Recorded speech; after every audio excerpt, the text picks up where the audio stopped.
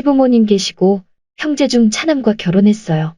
시아버님이 사업체도 크게 하시긴 하는데 시어머님이 좋게 말해 여장부의 독불장군 독재자 스타일이세요. 시부모님이 다 맞이이시고 양쪽 집안 대소사 다 관리하십니다. 시어머님이 시아버님과 두 아들을 손에 쥐고 흔들며 사셨어요. 아주버님은 유약한 성격에 시어머님의 그늘에 있는 게 편하고 좋다 생각하고 남편은 주체적인 성격으로 시어머님과 많이 부딪히며 살았다고 해요. 두 아들한테 시아버님 회사에서 일 배우고 물려받으라고 하셨는데 아주버님만 따르고 남편은 다른 길을 택해서 약간 눈밖에 난 상태였고요. 아주버님은 시어머님이 주선하는 선보고 결혼했고 남편은 저와 대학교 때부터 연애하고 결혼했어요. 저나 남편이나 같은 전문직이라 형님보다 제가 어느 면으로나 떨어지진 않고 오히려 너무 잘난 며느리는 내가 모셔야 한다시며 못마땅해 하셨어요. 아주버님은 결혼할 때 시부모님이랑 같은 아파트, 같은 동으로 신혼집 해주셨고 저희도 그러길 원하셨지만 제 직장과 1시간 반 가까이 걸리고 남편과도 1시간 거리라 둘 회사와 가까운 거리로 구하겠다 했어요. 그럼 기존에 해주기로 한 지원에 반만 해주시겠다고 하셔서 알았다. 그럼 예단은 없던 걸로 하고 친정에서 지원받겠다고 하니 시어머님은 결혼 허락 못한다고 어깃장 놓으시며 드라마처럼 머리 싸매고 누우셨어요. 남편이 아무 지원 필요 없고 내 결혼식이니 어머님은 초대 안 할 거고 오고 싶은 사람만 오라고 대신 안 온 사람은 앞으로 평생 안 볼 거니까 그런 줄 알라고 해서 싸우고 난리 났었어요.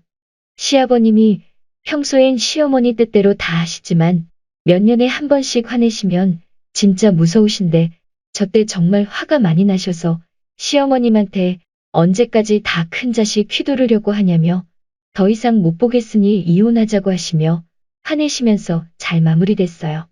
시아버님이 저한테 따로 만나서 시어머님이 힘들게 하면 혼자 마음고생하지 말고 남편한테 꼭 말하고 아니면 본인한테라도 꼭 말하라 하셨고요.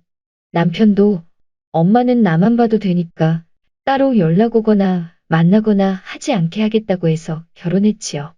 결혼하고 나니 시어머님한테 이쁨 받고 싶어서 비위 맞추고 아양 떠는 형님이 있어서 제가 뭘 할 필요도 없어서 저는 오히려 편했어요. 고모님이 시어머님 말씀에 의하면 자기 와이프한테 뭐라 할까봐 눈에 불을 켜고 앉아있는 둘째 아들과 사근사근하고 고분고분한 맛 없는 불편한 둘째 며느리라고 하셨다네요. 저한테는 둘 다 음식할 때만 말 걸고 아이에 대해 묻는 거 외에는 말 안 하고 하니 저는 편하게 있고 형님만 종종거리면서 이거저거 나서서 하느라 바쁘던데 왜 그러는지 모르겠더라고요. 아무튼 그렇게 결혼한 지 10년이 지났어요. 형님네 아이도 중학생 초등 고학년이 되면서 시어머님과 형님이 애들 교육에 대해 부딪히기 시작했어요. 그러면서 형님이 그동안 쌓여있던 불만이 터져서 시어머님과 엄청 크게 싸움이 났었나 보더라고요. 구정의 시댁간이 뭔가 분위기도 싸하고 시어머님과 형님이 말도 잘 안 하고 저한테 서로 말 걸고 하니 너무 불편해서 떡국 먹은 게 체하기도 했네요. 그동안 집안 대소사는 시어머님과 형님이 정해서 남편한테 통보하는 식으로 정하곤 했는데 이번에는 아주버님이 남편한테 연락 와서 정하자고 하더라고요. 남편이 무슨 일이냐고 물어봐도 아무도 얘기해주진 않고요. 아주버님이 엄마와 와이프의 싸움에 누구 편도 못 들고 가만히 있자. 형님이 내 편 안 들어주면 이혼하자고 했다는 것 같아요. 얼마 전부터 형님이 저한테 연락해서는 둘이 맥주 한잔 하자며 시어머니 때문에 너무 힘들다고 맥주 한잔 하자는 둥 하는 걸 코로나도 그렇고 바빠서 시간이 안 난다고 하고 있고요. 시어머님은 무슨 일 있음 자꾸 남편한테 연락하고 하니 남편이 좀 짜증이 났어요. 그러니 눈치가 보이셨는지 저한테도 연락이 왔는데 일하느라도 못 받고 아이 공부 봐주느라도 못 받고 몇 번 놓쳤더니 안 하시더라고요. 그리고 좀 전에 전화가 와서 남편이 좋아하는 파김치 담갔는데 주말에 와서 밥 먹고 가져가라 하시네요. 근데 마침 저번 주말에 쪽파 2단 사서 파김치를 담갔거든요. 그래서 시어머니께 안 그래도 파김치 떨어졌길래 며칠 전에 담가서 저희는 안 주셔도 괜찮고 주말에 저는 결혼식이 있고 일도 해야 하니 남편과 아이한테 다녀오라고 얘기하겠다 했어요. 그랬더니 화를 내시며 내가 아들 생각해서 김치 담갔는데 네가 뭔데 안 줘도 괜찮다고 하냐며 시어머니 알기를 우습게 안다면서 내 아들 네 치마폭에 싸놓고 아주 병땡같이 만들어놨다며 네가 안 온다고 하면 걔가 오겠냐고 모자 사이 갈라놓으려 한다고 난리시네요. 제가 일 때문에 통화는 녹음이 되긴 하는데 남편한테 들려주기가 참 민망하네요. 여태 거짓말 안 하고 시댁에서 뭘 싸주신 적이 단 한 번도 없네요. 선물이 많이 들어와도 아주버님네 나눠주고 친구들 나눠주시지 저희한테는 가져가라는 말도 하지 않으시거든요. 10년 만에 파김치 주신다고 하시는 것도 너무 속보이지 않나요? 두 아들 다 끼고 살고 싶으신 건지 어쩌시려고 저러신지 모르겠네요. 댓글 1. 남편한테 말은 하는데요. 그래도 너무 대놓고 이러진 말고요.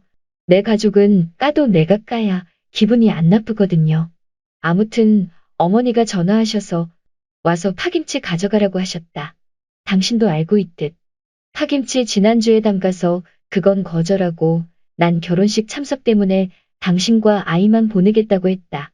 그랬더니 화를 크게 내시더라. 왜 그러시는지 대강 짐작은 가지만 난 끼고 싶지 않다. 당신도 알고만 있어라. 이러면 무슨 일이 있었는지 알 거예요. 그리고 방관하세요.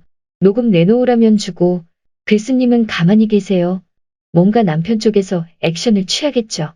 댓글 2. 어리석은 노인네. 모자를 이간질하다니? 자업자득이지. 아무 말 없이 남편 들려줘요. 그동안의 성향으로 보아 알아서 처리할 거 분명함. 그리고 이간질만 하는 님은 심호 전화 그만 차단하겠다고 남편에게 말하고. 댓글 3. 그냥 들려드리세요. 느끼는 게 있다면 뒤집어 엎을 것 같네요. 안 그래도 짜증난 판국 같으니까요. 댓글 4. 아들 생각해 담갔으면서 전화는 왜 며느리한테 해서 가져가라 말아야 아들한테 전화해서 가져가라 그러지. 댓글 5. 통화 내용 들려주세요. 심호가 한번 터뜨렸으니 앞으로는 더 심해질 건데 감당하시겠어요? 남편과 심호, 심하게 싸워도 결국 모자 사이입니다. 면박줄 큰 며느리 없으니 방향이 쓴이로 변경.